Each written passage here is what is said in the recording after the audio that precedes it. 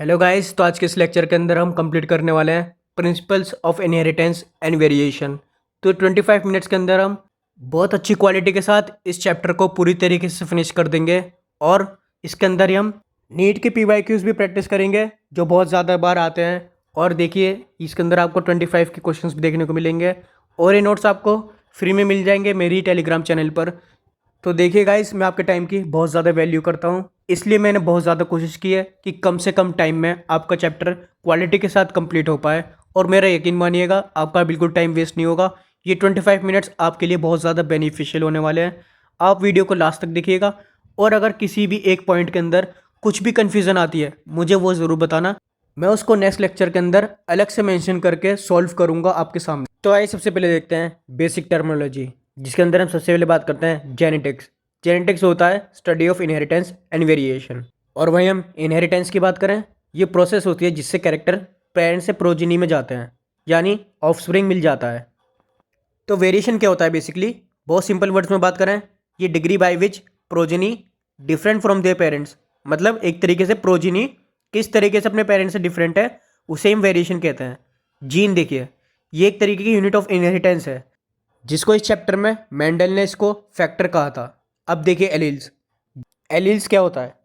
Alleles वो दो अलग अलग वेरिएशंस होते हैं जो एक जीन के ही हैं, मतलब एक ही जगह पर सेम पोजीशन पर क्रोमोसोम पे एक जीन होता है, लेकिन उसके थोड़े अलग अलग फॉर्म्स हो सकते हैं, इन्हें ही एलील्स कहते हैं। एग्जाम्पल के लिए, हाइट के लिए जैसे जीन है कैपिटल टी, जिसको हम लंबे से रिप्रेजेंट करते हैं, स्मॉल टी जिसे हम ड्वार्फ कैरेक्टर से रिप्रेजेंट करते हैं।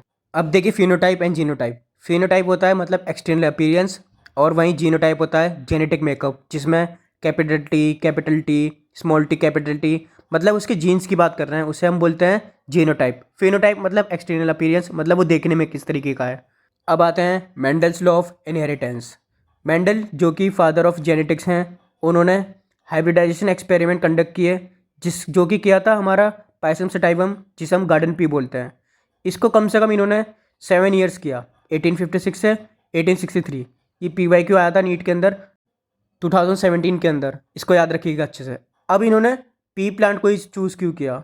इसका रीज़न बहुत सिंपल है, इसकी शॉर्ट लाइफ स्पैन होती है, बायसेक्सुअल फ्लावर्स देखने को मिलते हैं जिसमें सेल्फ पॉलिनेशन ईजी है, क्रॉस पॉलिनेशन भी पॉसिबल है, और ईजिली डिटैचेबल कॉन्ट्रास्टिंग कैरेक्टर्स होते हैं। अब ये देखिए टेबल हमारी नीट 2020 2017 में बहुत सारे क्वेश्चंस आए थे, तो इस टेबल को अच्छे से याद रखिएगा। डोमिनेंट कैरेक्टर कौन सा है और रिसेसिव कौन सा। इसके कलर्स को अच्छे से माइंड में फीड कर लो कि पोर्ट का कलर कौन सा है और सीड का कलर कौन सा है, इसमें बिल्कुल कन्फ्यूज मत होना। चलिए अब आगे बढ़ते हैं हम मोनोहाइब्रिड क्रॉस की तरफ, जो कि इनहेरिटेंस ऑफ वन जीन। तो मोनोहाइब्रिड से आपको पता चल रहा होगा, इसमें क्रॉसिंग हो रही है जिसमें इन्वॉल्व हो रहे हैं single pair of contrasting characters, जिसके लिए हमने एग्जाम्पल्स लिया है टॉल वाला जिसमें TT होता है, डॉर्फ वाला जिसमें स्मॉल टी होता है। तो F1 जनरेशन पे हमें देखने को मिला सारे टॉल देखने को मिल गए, जिसका genotype capital T small t था। तो ये आपको पता ही होगा, एक कैरेक्टर्स में डोमिनेट करता है, जिसको हम अगले लोग के अंदर समझेंगे, लेकिन ये मान लीजिए बड़े टी ने छोटे टी को डोमिनेट कर दिया एक तरीके से। अब F2 जनरेशन के अंदर हमें देखने को मिला, जब हमने इसकी सेल्फिंग की F1 की, तो हमें देखने को मिला फिनोटाइप का रेशो आया 3:1, जिसमें 3 टॉल और 1 डॉर्फ देखने को मिला। और वहीं इसके जीनोटाइप रेशियो की बात करें, ये हुआ हमारा 1:2:1, जिसमें एक कैपिटल टी था, 2 स्मॉल टी कैपिटल टी था, और एक स्मॉल टी था। तो इस तरीके से हमारा जीनोटिपिक रेशियो निकल कर आया। अब देखते हैं इसके रूल्स को। सबसे पहले बात करते हैं लॉ ऑफ डोमिनेंस। तो characters are controlled by discrete unit, जिसको हम फैक्टर्स बोलते हैं। तो ये कैरेक्टर्स को जो कंट्रोल कर रहा है वो एक तरीके से फैक्टर्स है। फैक्टर्स भी आपको पेयर्स में देखने को मिलेंगे। अब इसके डिसिमिलर पेयर में एक डोमिनेट करता है और दूसरा चुपचाप सहता रहता है, जिसे हम रिसेसिव बोलते हैं। जैसे ही हमने पिछले एग्जाम्पल में देखा था, कैपिटल टी ने स्मॉल टी को डोमिनेट कर दिया, अपना कैरेक्टर शो करा टॉल वाला। तो उसी तरीके से हमने इसमें एग्जाम्पल देखा लॉ ऑफ डोमिनेंस। इसका एक एक्सेप्शन है, इसको अच्छे से याद रखिएगा, इनकम्प्लीट डोमिनेंस। इस इनकम्प्लीट डोमिनेंस को भी हम आगे पढ़ेंगे। अब देखिए लॉ ऑफ सेग्रीगेशन, जिसे हम प्योरिटी ऑफ गैमेट्स भी बोलते हैं, जो कि हमारा PYQ आया था नीट 2021 में। तो एक तरीके से यूनिवर्सल लॉ है, इसका कोई एक्सेप्शन नहीं होता। इसमें बेसिकली एलील मिक्स नहीं होते, मतलब नो ब्लेंडिंग देखने को मिलता है, जिसमें गैमेट फॉर्मेशन के टाइम एलील पेयर सेग्रीगेट होता है ताकि गैमेट को सिर्फ एक ही एलील मिले। Homozygous produce similar gametes, heterozygous produce two gametes in equal proportion. तो होमोजाइगस वही है जो सिमिलर गैमेट्स प्रोड्यूस कर रहे हैं, हेट्रोजाइगस वही है जो डिफरेंट टाइप के एलील्स प्रोड्यूस कर रहे हैं लेकिन इक्वल प्रोपोर्शन के अंदर। अब देखिए एक्सेप्शन टू मेंडलिज्म, जिसका सबसे पहले एग्जांपल हमने बात करी थी इनकम्प्लीट डोमिनेंस, जिसका पीवाईक्यू में नीट में क्वेश्चंस आए हैं 19 में 10 में और भी काफ़ी बार रिपीट्स हुए हैं, तो ये इंपॉर्टेंट है, इसको याद रखिएगा अच्छे से। जब F1 हाइब्रिड दोनों पेरेंट्स से मैच नहीं करता, एक इंटरमीडिएट यानी बीच का कैरेक्टर यानी ट्रेट को शो करता है, तो उसी को हम इनकम्प्लीट डोमिनेंस बोलते हैं। एग्जाम्पल के लिए फ्लोर कलर इन स्नैपड्रैगन, या फिर डॉग फ्लावर जिसे हम एंथेरियम मेजेस भी बोलते हैं, या फोरोक्लोर प्लांट्स भी बोलते हैं, मिरालिबिस जलापा भी बोलते हैं। तो इन सब एग्जाम्पल्स में से आपको कोई भी नाम देखने को मिले, सीधा टिक करना इनकम्प्लीट डोमिनेंस। तो इसमें हुआ क्या, हमने क्रॉस कराया कैपिटल आर रेड को वाइट के साथ, यानी स्मॉल आर, तो हमें उसको देखने को मिला जब इसका F1 के अंदर रिजल्ट आया पिंक, जिसके अंदर आपको कैपिटल आर स्मॉल आर दोनों देखने को मिलता है, लेकिन इसमें आर कैरेक्टर ने जो कि बड़ा कैपिटल आर था उसने डोमिनेट नहीं करा और हमें एक डिफरेंट कलर देखने को मिला जो कि पिंक था, तो इसलिए इसका इनकम्प्लीट डोमिनेंस नाम है।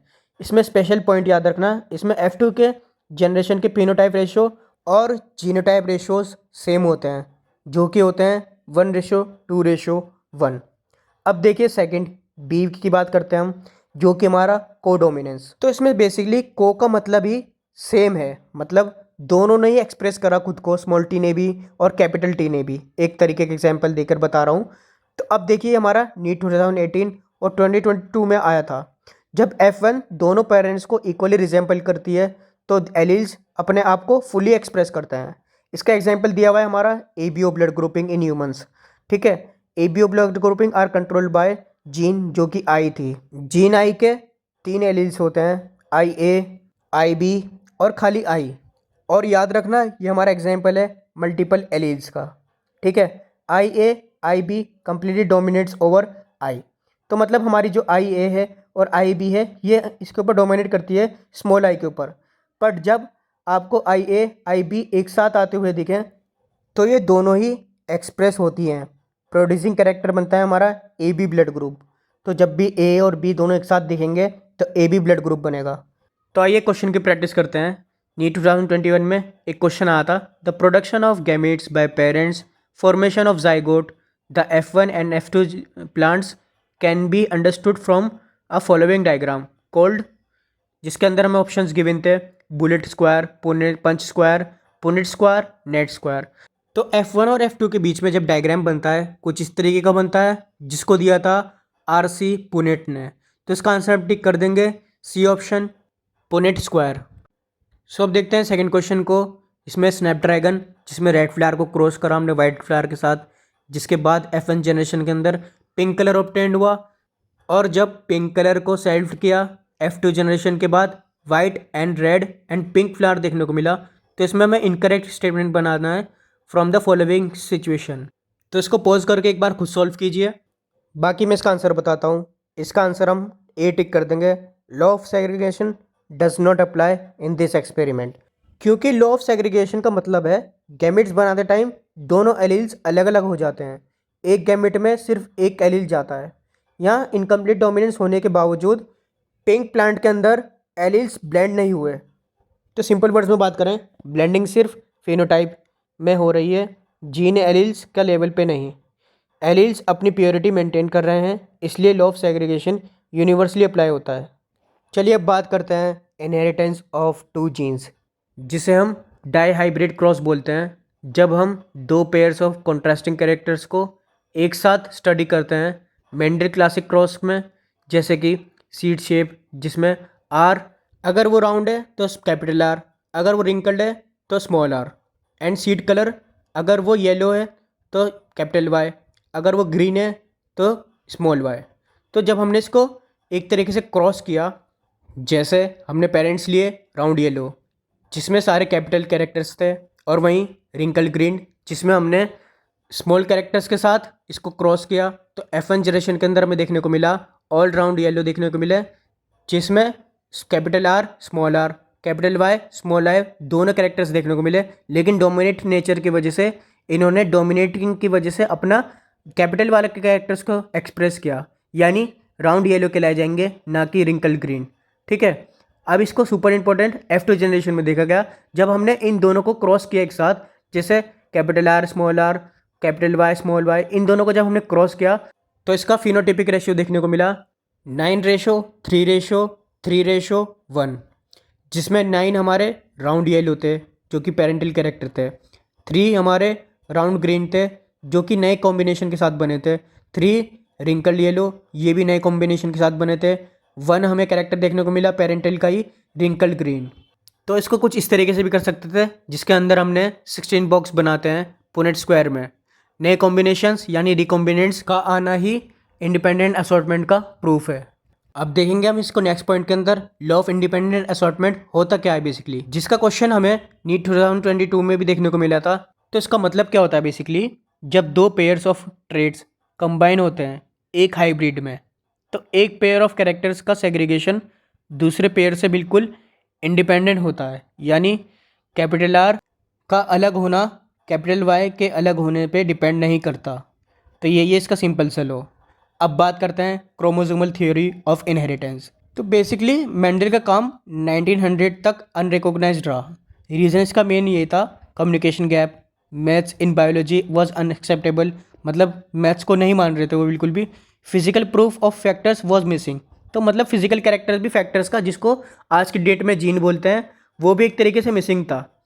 तो 1900 में डी वेरीज, कोरेंस और वॉन शेकमार्क ने इंडिपेंडेंट की रीडिस्कवरी की, जिसके बाद आई द मेन थ्योरी 1902 में, जिसका PYQ आया 2017-22 में।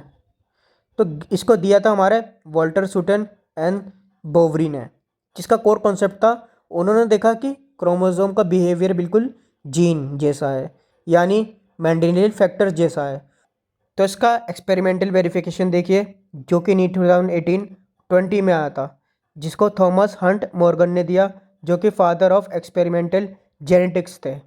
ऑर्गेनिज्म इन्होंने यूज़ किया ड्रोसोफिला मेलेगनेस्टर, जो कि फ्रूट फ्लाई होता है। अब इन्होंने यही इंसेक्ट को क्यों यूज़ करा, ड्रोसोफिला को ही यूज़ क्यों किया, ये एनसीईआरटी का फेवरेट क्वेश्चन है। तो इसके रीज़न है बेसिकली, लैब में सिंथेटिक मीडियम पे इजीली ग्रो कर सकती है, शॉर्ट लाइफ साइकिल होती है इसकी, 2 वीक्स के अंदर ही ख़त्म हो जाती है। एक मैटिंग से लार्ज नंबर ऑफ प्रोजेनी यानी फाइल्स बनती हैं। मेल और फीमेल इजीली डिस्टिंग्विशेबल होती है, मतलब इजीली आप इसको सेक्सुअल डायमॉर्फिज्म की हेल्प से देख सकते हो कि मेल क्या है फीमेल क्या है। Many types of heredity variation है जो लो पावर ऑफ माइक्रोस्कोप से भी दिख जाती है। अब देखिए लिंकेज एंड रिकॉम्बिनेशन, ये मेंडल के लो इंडिपेंडेंट असॉर्टमेंट का सबसे बड़ा एक्सेप्शन है।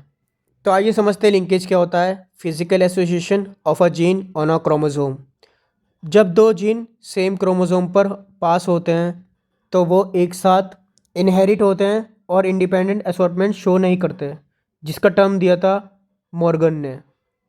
ये 2015 के अंदर क्वेश्चन आया था बेसिकली, इसको अच्छे से याद रखिएगा लिंकेज के ऊपर ही।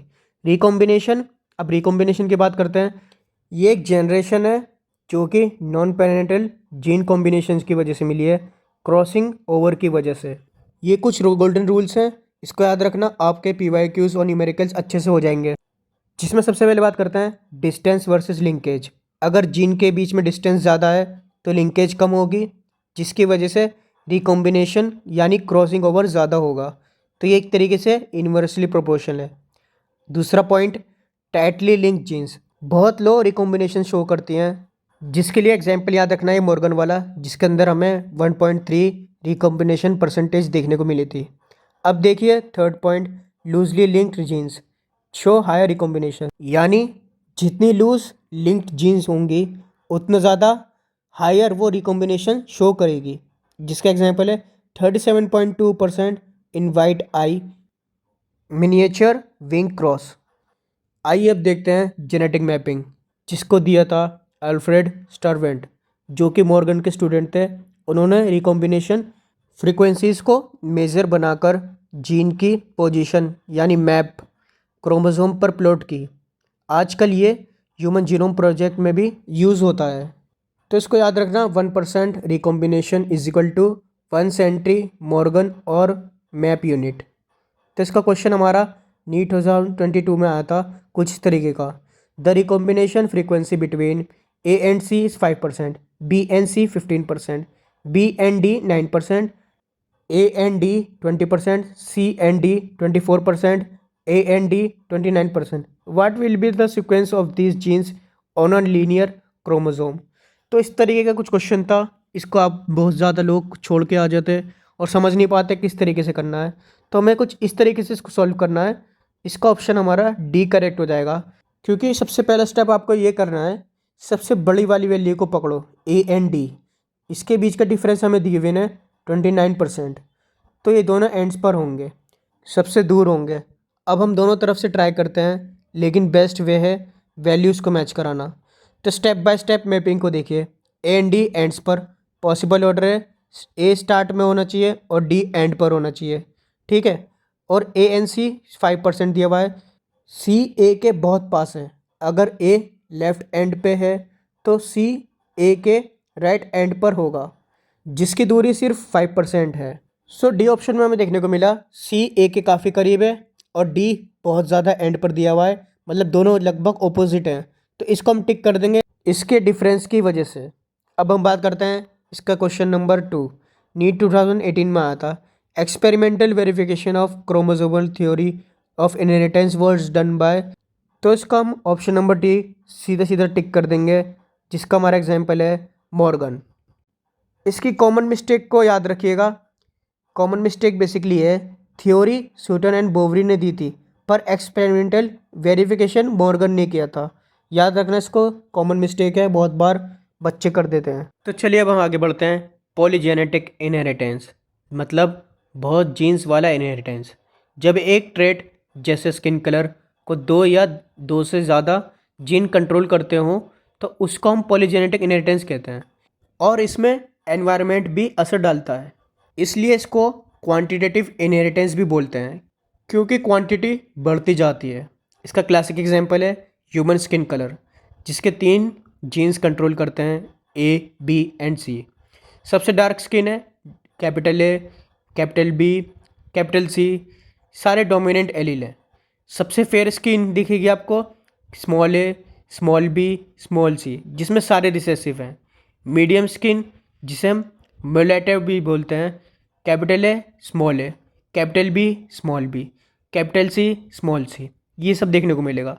इंपॉर्टेंट बात, यहाँ ब्लेंडिंग नहीं हो रही, बल्कि हर डोमिनेंट एलील थोड़ा थोड़ा कलर ऐड कर रहा है, जिसे हम एडिक्टिव इफेक्ट बोलते हैं। तो आइए अब बात करते हैं प्लियोट्रोपी के, जिसके अंदर एक जीन कई सारे इफेक्ट कर रही है। ये पॉलीजेनिक का ऑपोजिट है। जब एक सिंगल जीन मल्टीपल ट्रेड्स को अफेक्ट करता है उसे प्लियोट्रोपी कहते हैं। एनसीईआरटी के अंदर एग्जाम्पल है PKU, जिसमें एक जीन म्यूटेट हो जाता है, जिसकी वजह से एंजाइम नहीं बनता। इससे मेंटल रिटार्डेशन, स्किन और हेयर का कलर कम हो जाता है, और भी मल्टीपल प्रॉब्लम्स हैं। अब देखिए सेकंड पॉइंट, पी सीड्स में स्टार सिंथेसिस। जीन बी के साथ सीड शेप और स्टार्च ग्रेन साइज दोनों कंट्रोल करता है। इसको इजी टू रिमेंबर ट्रिक याद रखना। पॉलीजेनिक का मतलब होता है कई जीन एक ट्रेड बना रहे हैं, जिसके अंदर मल्टीपल एरोज वन टारगेट को सेट कर रहे हैं। प्लियोट्रोपी एक जीन कई ट्रेड्स शो कर रहा है, वन एरो मल्टीपल टारगेट्स। इस तरीके से इसको याद रखना। अब देखते हैं सेक्स डिटर्मिनेशन, जो सबसे इंपॉर्टेंट टॉपिक है। कैसे डिसाइड होता है कि मेल होगा या फीमेल? सबसे पहला पॉइंट देखिए, A point, male heterogamety. Male अलग अलग गैमेट्स बनाता है, एक्सोटाइप, grasshopper, cockroach etcetera. Male X0, जिसमें सिर्फ X क्रोमोसोम एक है। फीमेल के अंदर आपको 2 X क्रोमोसोम देखने को मिलेंगे। XY टाइप आपको देखने को मिलेगा ह्यूमंस एंड ड्रोसोफिला, जिसको हम फ्रूट फ्लाई बोलते हैं। मेल इसमें XY होता है और वहीं फीमेल इसके अंदर XX होती है। अब देखिए फीमेल हेट्रोगेमिटी, जिसमें फीमेल अलग अलग गैमेट बनाती है। ZW टाइप, जो कि बर्ड्स एंड फॉल्ट के अंदर होता है। फीमेल इसके अंदर ZW देखने को मिलेगी और वहीं मेल इसके अंदर ZZ देखने को मिलेगा। अब देखिए सी टाइप, हेप्लोप्लॉइडी, जो कि हनी बी के अंदर होती है। फीमेल इसकी क्वीन और वर्कर होती है, जो कि डिप्लॉयड होती है। 32 क्रोमोसोम्स होते हैं, ये फर्टिलाइज एग से बनती है। और वहीं मेल ड्रोन की बात करें, ये हैप्लॉइड होता है जिसके अंदर 16 क्रोमोसोम्स होते हैं और ये अनफर्टिलाइज एग से बनता है, जिसको हम पार्थिनोजेनेसिस भी बोलते हैं। इसको सिंपल वे में इस तरीके से याद रखना, क्वेश्चंस में भी ट्विस्ट होकर आ सकता है। ड्रोन का कोई बाप नहीं होता और वो अपने बेटे भी नहीं पैदा कर सकता, लेकिन उसका दादा होता है और वो अपने पोता पोती पैदा कर सकता है। इस तरीके से इसको फैक्ट को याद रखना। अब बात करते हैं म्यूटेशन की। डीएनए में सडन और इनहेरिटेबल चेंज को म्यूटेशन कहते हैं। इसके टाइप्स की बात करते हैं। पॉइंट म्यूटेशन, सिर्फ एक बेस पेयर चेंज हो जाए तो उसको हम पॉइंट म्यूटेशन कहते हैं, जिसका एग्जांपल है sickle cell anaemia. Frame shift mutation की बात करें, एक या दो बेस ऐड या डिलीट हो जाए जिससे पूरा कोड गलत पढ़ने लगता है, उसे हम फ्रेम शिफ्ट म्यूटेशन कहते हैं। अब देखिए म्यूटेशंस, वो चीज़ें हैं जो म्यूटेशन को कॉज करती है, जिसमें फिजिकल वे में आता है UV rays, X rays, chemical में आता है मस्टर्ड गैस, नाइट्रस एसिड। तो देखिए क्वेश्चन को, ग्रास होपर्स, बर्ड्स और हनी बी के बारे में स्टेटमेंट दिए हुए हैं, तो इसको पॉज कीजिए, खुद से सॉल्व कीजिए। अब मैं इसका आंसर बताने जा रहा हूँ। इसमें सबसे ट्रिकी ये था कि drone honey bee mitosis sperm बनाता है, मियोसिस से नहीं, क्योंकि वो ऑलरेडी हैप्लॉइड होता है। क्वेश्चन 2 देखिए, प्लोइडी का सबसे बेस्ट एग्जाम्पल है हमारा PKU। आइए अब देखते हैं पेडिग्री एनालिसिस, जिसमें हम फैमिली ट्री से पैटर्न पता करते हैं। पेडिग्री में फैमिली के जनरेशन का चार्ट होता है और उससे पता करते हैं कि ट्रेड किस तरीके से इनहेरिट हो रहा है। सुपर ट्रिक याद रखना, डोमिनेंट या रिसेसिव। अगर डिजीज़ हर जनरेशन में दिखता है, कोई जनरेशन स्किप नहीं है, तो डोमिनेंट है। अगर डिजीज़ जनरेशन स्किप दिखाता है, लाइक नॉर्मल पेरेंट्स के बच्चे अफेक्टेड, तो वो रिसेसिव कहलाया जाता है। अब देखिए सेकंड पॉइंट, जिसमें हम बात करते हैं ऑटोसोमल है या सेक्स लिंक्ड, एक्स लिंक भी कहते हैं जिसको। तो क्रिस क्रॉस पैटर्न इसमें यूज़ करते हैं, फादर से डॉटर, मदर से सन। अगर इस तरीके का पैटर्न दिख रहा है तो एक्स लिंक है। और वहीं मेल और फीमेल दोनों ऑलमोस्ट इक्वल अफेक्टेड है, तो वो हमारी ऑटोसोमल कहलाई जाएगी। सो इस तरीके से आप याद करके क्वेश्चन को सॉल्व कर सकते हो। अब हम आते हैं अपने नेक्स्ट टॉपिक पर, मेंडेलियन डिसऑर्डर्स, जिसके अंदर सिंगल जीन से होने वाली बीमारियां की बात करते हैं, जिसमें हीमोफीलिया यानी रॉयल डिजीज़ की बात करते हैं। ये टाइप होता है सेक्स लिंक्ड रिसेसिव का, जिसके अंदर एक्स क्रोमोसोम पर इफेक्ट होता है और इसमें प्रॉपरली ब्लड क्लॉट नहीं होता प्रॉपरली, तो छोटी सी कट लगने के बाद भी खून नहीं रुकता। कैरियर मदर से लड़कों को होता है, लड़कियों में इसके होने के चांसेस बहुत रेयर होते हैं। अब देखते हैं second point, sickle cell anaemia, जो बहुत ज़्यादा इंपॉर्टेंट है।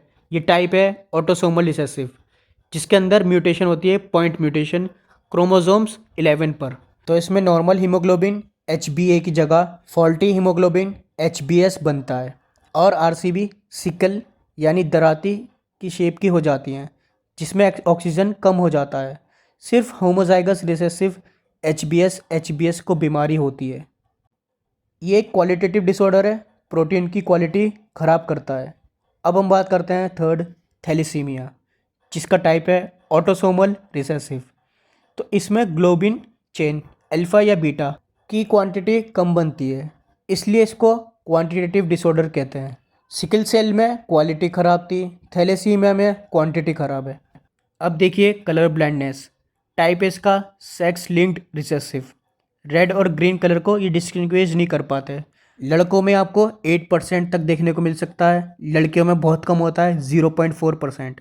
अब हम बात करते हैं क्रोमोसोमल डिसऑर्डर्स, जिसमें क्रोमोसोम नंबर या स्ट्रक्चर में प्रॉब्लम होती है, उसकी बात कर रहे हैं। सबसे पहला आता है इसमें हमारा डाउन सिंड्रोम्स, जिसको हम ट्राइसोमी भी बोलते हैं, जिसके अंदर 21 क्रोमोसोम्स देखने को मिलते हैं। सो इसमें एक्स्ट्रा कॉपी ऑफ क्रोमोसोम्स यानी 21, टोटल 47 क्रोमोसोम्स देखने को मिलते हैं। इसका सिम्टम्स होता है short height, small round head, furrowed tongue, mental retardation, broad palm with single crease. इसके कॉज की बात करें, ये एनीप्लॉइडी होती है, क्रोमोसोम नंबर गलत हो जाते हैं। अब हम बात करते हैं सेकेंड टाइप की, क्लाइनफेंटल सिंड्रोम। मेल में एक्स्ट्रा एक्स का क्रोमोसोम आ जाना, उसको हम क्लाइनफेंटल बोलते हैं, जिसमें 47 क्रोमोसोम्स हो जाते हैं, एक्स वाई के साथ एक एक्स आ जाता है। इसका सिम्टम्स है लुक तो मस्कुलाइन दिखेगा, लेकिन उसमें ब्रीज डेवलप्ड हो जाते हैं, जिसको हम गायनिकोमेस्टिया कहते हैं, और ये बच्चे नहीं कर सकते, स्टेराइल होते हैं। थर्ड टाइप की बात करते हैं, टर्नर सिंड्रोम्स। फीमेल में एक्स क्रोमोसोम मिसिंग, यानी 45 क्रोमोसोम हो जाते हैं, एक्स ओ हो जाता है। तो इसके सिम्टम्स होता है sterile, ovaries under developed, short height, secondary के सेक्सुअल कैरेक्टर्स नहीं बनते। तो यही होता है हमारा चैप्टर कंप्लीट। ये रहे हमारे डायरेक्टली PYQs, जो कि आप इजीली सॉल्व कर पाओगे, कोई प्रॉब्लम आने वाली नहीं है वैसे भी। और आपको बताइएगा कि लेक्चर कैसा लगा, कमेंट ज़रूर कीजिएगा। Thanks for watching. मिलते हैं नेक्स्ट लेक्चर के अंदर, जो कि हम लाने वाले हैं मॉलिक्यूलर बेसिस ऑफ इनहेरिटेंस। बहुत कम टाइम में और अच्छी क्वालिटी के साथ कंप्लीट करेंगे उसको भी।